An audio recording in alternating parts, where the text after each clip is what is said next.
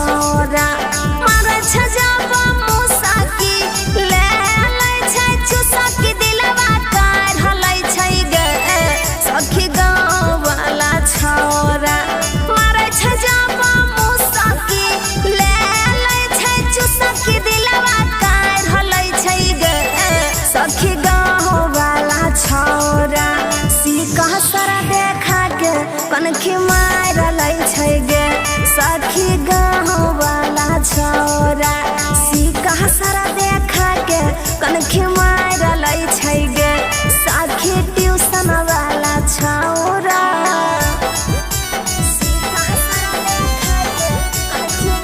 Music by Shashi Bhushan स्नेह।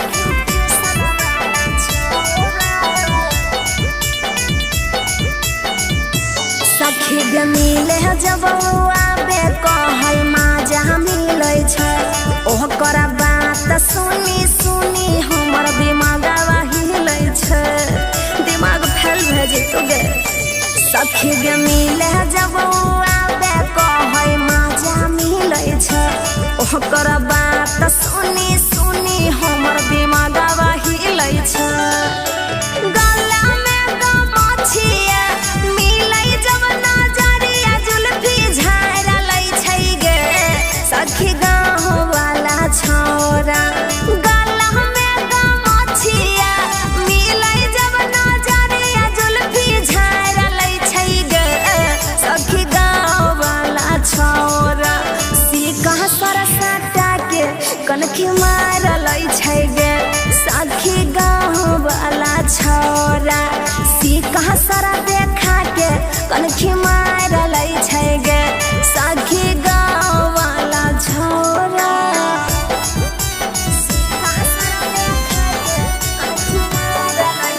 Music by Shashi Bhushan स्नेह।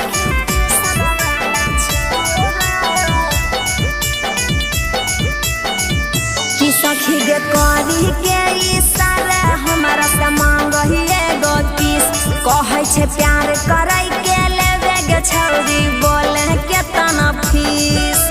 माय गे माँ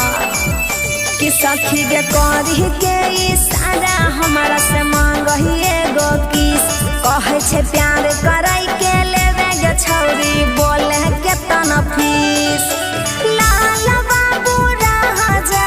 राइटर सुलंदर संग में आइ बजाई छै गे सखी गाँव वाला छोरा लाल बाबू राजा मोनू माई कहल संग में आइ बजाई छै गे सखी गाँव वाला छोरा सीका सा देखा के कनखी मार लै छै गे सखी गाँव वाला छोरा सीका सरा देखा के कनखी मार लै छै गे सखी